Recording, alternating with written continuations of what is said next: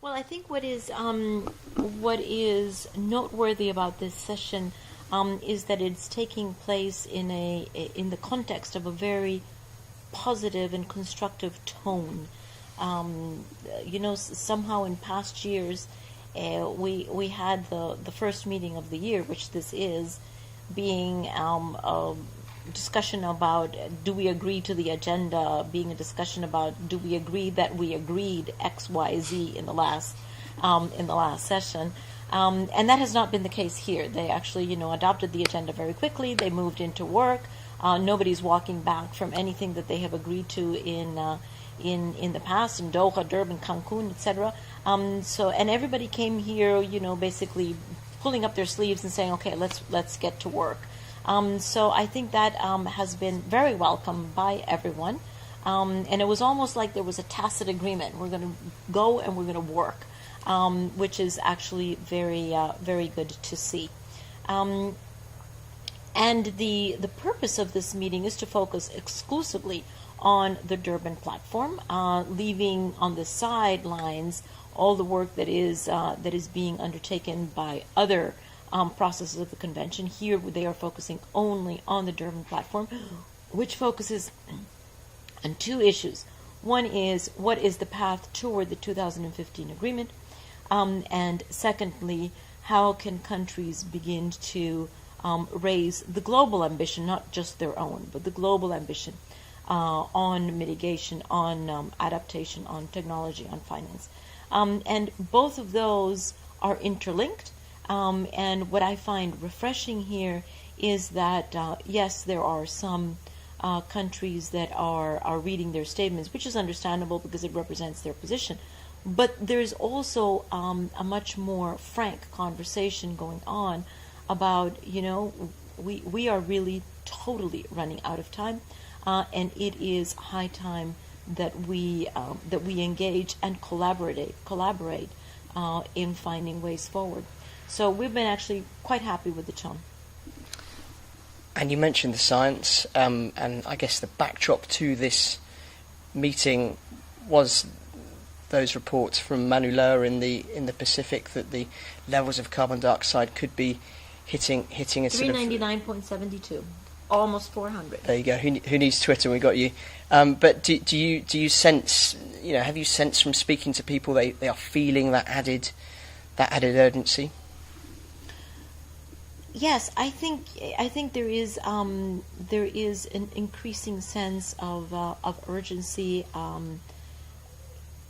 wish it would translate quicker into urgency of action, but that's not always the case.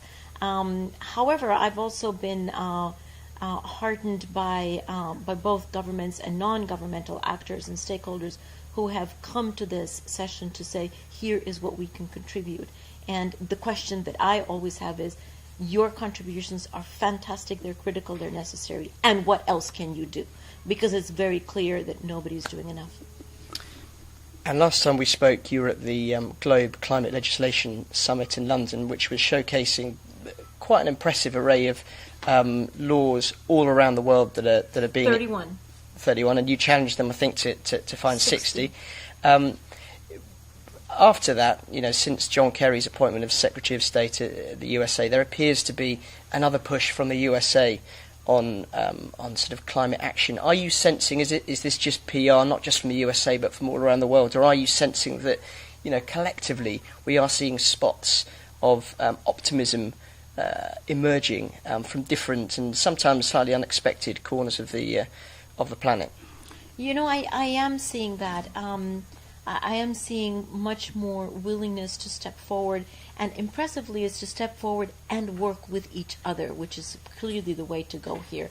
And the most recent evidence of that is the joint working group that the U.S. and China have announced, which is it is not news in the sense that U.S. and China have been having a dialogue about climate for many years. What is noteworthy and is news is that they have chosen to formalize this, to make a very public announcement about the fact that they are going to work together, and they have chosen to work together at two different levels. One, each of them working nationally in what they can do, but also to then collaborate on issues where they are better and more effective working together than working separately. So that's all actually very good news. And we've got the Petersburg Climate Summit coming up very shortly. What do you think, what would you be wanting to sort of say, and what would you be wanting to hear from the leaders and the environment ministers taking part in what has become, it seems, quite an influential summit when it comes to actually sort of setting the agenda on a sort of annual basis? It is. It has become traditionally. It has become an agenda setting and a sort of a political guidance meeting. Usually happens a little bit later in the year. This year it's earlier, which is good because early political leadership is very critical. And it's also very good that it's coming right on the heels of this ADP session, because obviously delegates that are here will be reporting back to their ministers. And I think what they will be reporting is we have a constructive working environment. Now the question that the ministers need to answer is, in that much more constructive working environment, specifically what can we do? And what can we do as governments to spur ourselves, but also to spur everyone else? And in terms of these other summits, there is a lot of people talk, within the negotiations about not wanting to have too many different forums or venues cropping up to discuss climate change. They want to keep the main process within the UNFCCC. How important is it for you that you see this issue talked about all around the world in a variety of forms? Is it a threat, or is it something you welcome? It's very welcomed. It's very, very welcomed. It's very clear that the only process that has the mandate of governments to actually negotiate formally with each other and to come to legal agreements with each other is the UNFCCC. But that has to be seen as the end of the line. That is eventually where they all arrive in different milestones over the history of the convention. It is very welcome that they use every opportunity, call it Petersberg, call it the G20, call it the G7, the G8, call it the MEF, every opportunity to call it the spring meetings of the World Bank, where I just was, and a whole day was dedicated to climate. Call it Davos. It is absolutely critical to be looking at this challenge through the lenses that are provided by each of these venues, and hence be able to have a fresh look at the challenge and a fresh look at the contributions that everybody can make. So we have always encouraged them to use all of these venues to continue their conversation. In the end, they bring it back here, but there's much to be done. Just a couple more points. The technology mechanism, which is something the UNFCCC has really pushed and led, was, I guess, signed off to an extent at the Doha talks. What can you tell us about how far that's progressing? That a lot of people in today's session were talking about how vital this could be. China in particular was saying, God, if we can get the technology mechanism working and we can get our hands on some of those low carbon technologies, we can make significant inroads into our emissions. What can you tell us about how that is progressing?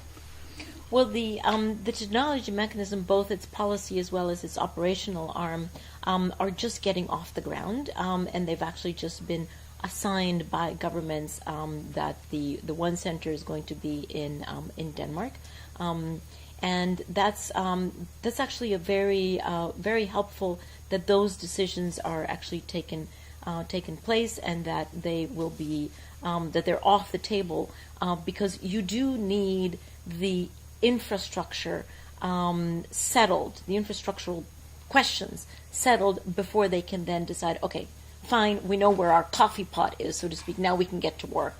And they do know where their coffee pot is, and they can get to work now. And it is urgent that they do that. What governments have been doing with each other for a couple of years is precisely building this network of different infrastructure supporting systems that are going to help, in particular, developing countries for this incredible transformation that they are going to be facing. And now that all of these actually have been decided, and that most of them are either have finished their their organizational discussion or are in advanced stages of the organizational discussion, now they need to start to work. So now it's no longer the design phase of these, that is completed or almost completed. Now it's the implementation and operationalization, which is the point at which the countries and the different sectors are actually going to be benefited by it. Again, final question, looking ahead to the end of year conference in Warsaw, where would you like to see any text regarding the ADP and plans for a global climate treaty to be by Warsaw? What should we be looking at that summit in terms of deliverables?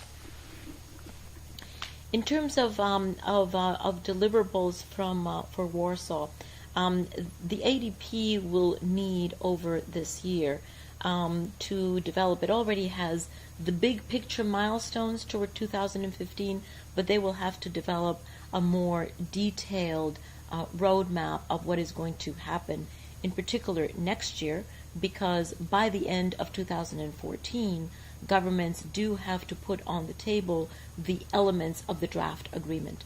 And then the draft agreement needs to be on the table by March of 2015.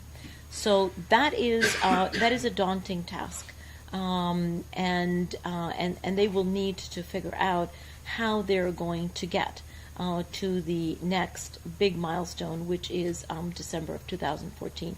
They will also have to figure out how are they going to incentivize, aggregate, and incentivize and aggregate all of the actions that are occurring at all of the different levels, be it the international, the national, or the private sector level.